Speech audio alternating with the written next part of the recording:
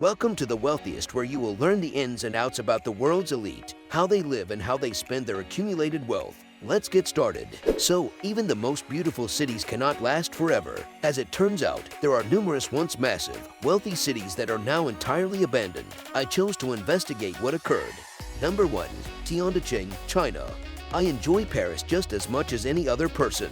It has fantastic food, amazing art and architecture, and if you enjoy cigarette smoke in your face, it's heaven.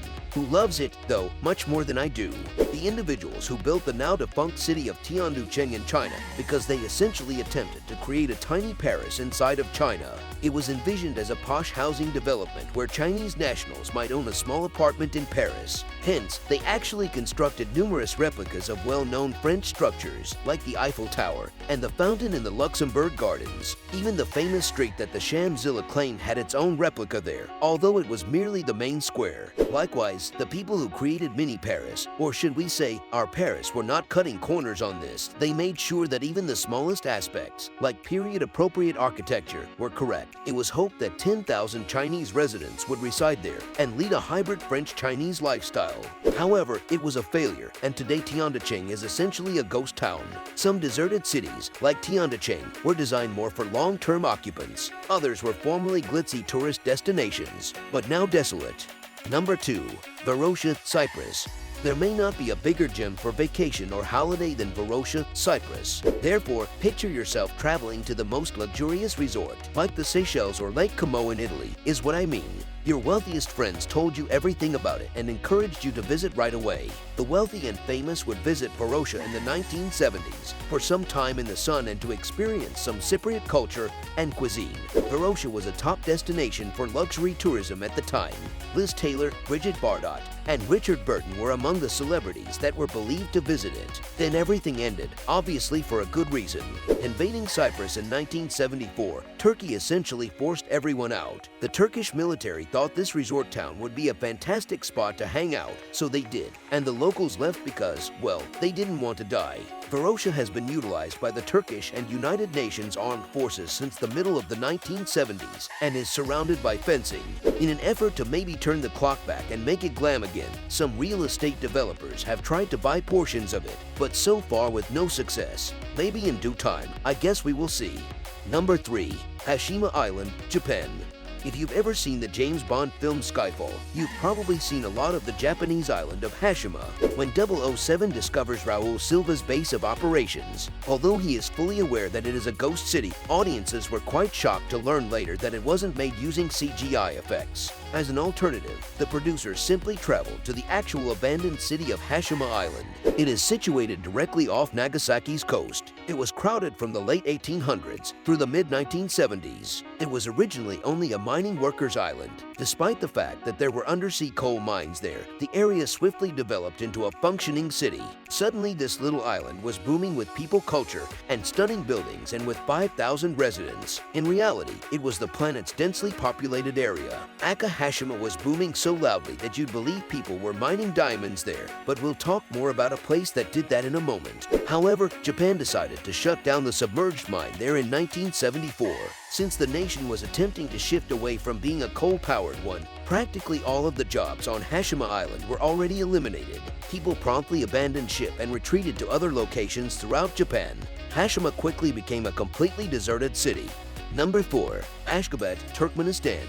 Republic of the former Soviet Union since the early 1990s, when the USSR disintegrated. Turkmenistan has existed as a nation, though regrettably it has been ruled by, shall we say, an eccentric dictator, a guy named Sapar Muratniyazov, who insisted on going by the name Turkmenbashi, ruled Turkmenistan for 15 years. He only demanded to be treated like a god and worshipped by the populace. He also implemented other, if we're being fair, cookie-cutter laws, such as prohibiting circuses and beards, as well as gold fillings for cavities. Ballet was also prohibited. Interesting laws, I would say.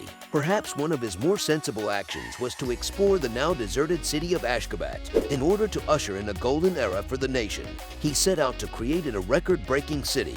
and he had a respectable beginning supervising the building of enormous skyscrapers. With 543 marble structures, which is supposedly something they have a record for, ASHGABAT also swiftly set a global record for having the most marble buildings. Moreover, Turkmenbashi made sure it had the biggest Ferris wheel in the world, which is strange for a man who outlawed circuses, now no longer thriving.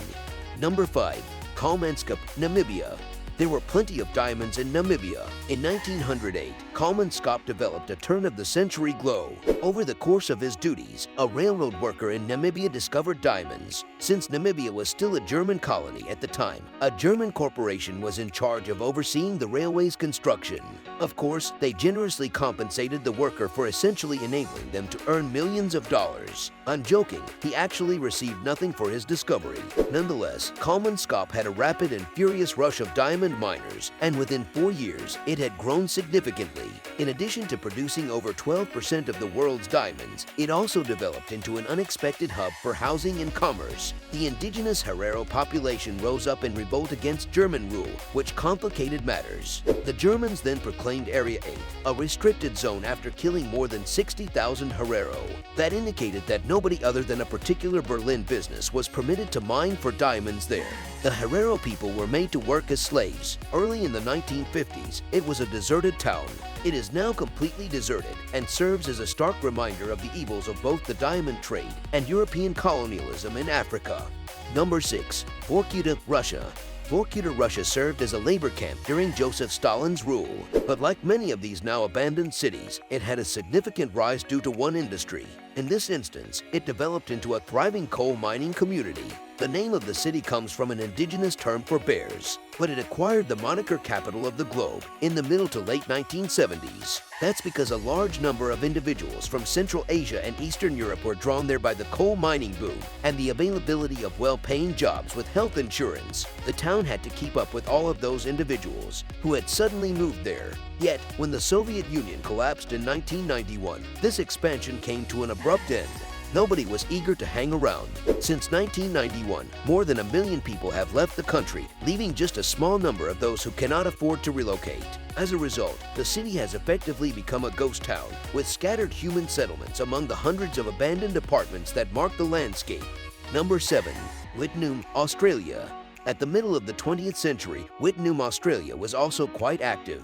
It was founded in 1946 as a result of the region's wealth in blue asbestos, which, despite today's negative connotations, was extremely valuable in those days. Back then, it was a building material, and WITTENOOM overnight became the hottest thing in the blue asbestos community. When additional individuals and businesses moved in to take advantage of the asbestos in the area's local gorge, it quickly grew to become the largest town in the area within 5 years. However, all came to an abrupt end in 1996 when the mine was closed.